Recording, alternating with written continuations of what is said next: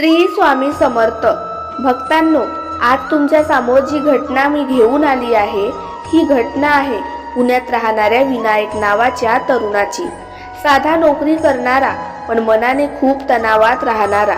कर्ज, नोकरीची प्रेशर, घरातील जबाबदाऱ्या सगळं एकत्र येऊन त्याचं आयुष्य गोंधळलेलं होतं. एक दिवस इतका वाईट गेला की विनायक पूर्णपणे कोसळला. ऑफिसमध्ये अपमान, घरी वाद आणि बँकेच्या नोटीस. त्या रात्री तो छताकडे बघत पडून होता. मनात एकच विचार, आता पुढे काय? रात्री नेमके 3 वाजले आणि अचानक त्याचा फोन वाजला. अननोन नंबरवरून. विनायक घाबरला. इतक्या रात्री फोन कोणाचा असेल? तो काही क्षण थांबला आणि शेवटी कॉल उचलला. फोनच्या दुसऱ्या बाजूला काही सेकंद शांतता होती. मग एक गंभीर शांत आवाज आला, घाबरू नकोस, सगळं ठीक होईल. विनायकाचा श्वास थांबला. कोण बोलतंय? तो थरथरत म्हणाला. उत्तर आलं, ज्याच्यावर तू विश्वास ठेवायला विसरलास.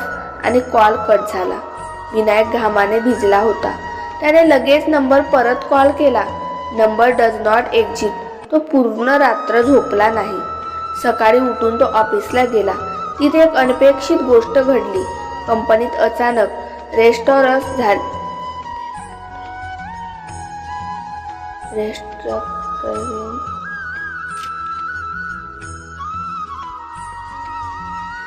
सकाळी उठून तो ऑफिसला गेला. तिथे एक अनपेक्षित गोष्ट घडली. विनायकला नवीन विभागात ट्रान्सफर मिळाला, जिथे काम कमी, पगार जास्त. त्याच दिवशी दुपारी त्याला दुसरा फोन आला, जुन्या मित्राचा. अरे, तू मागे मला पैसे दिले होतेस ना, आज परत करतो.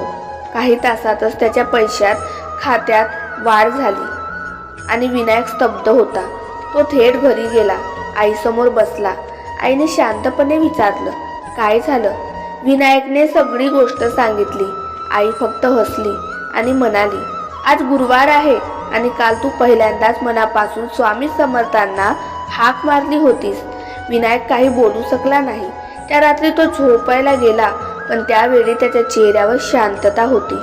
डोळे मिटताच त्याला एक दृश्य दिसला. स्वामी समर्थ शांत उभे होते आणि त्याच्याकडे पाहत हसत होते. विनायक दचकून जागा झाला. डोळ्यात पाणी आलं. त्याने मोबाईल हातात घेतला आणि आश्चर्यानं पाहिलं, काल रात्रीचा कॉल लॉग गायब झाला होता.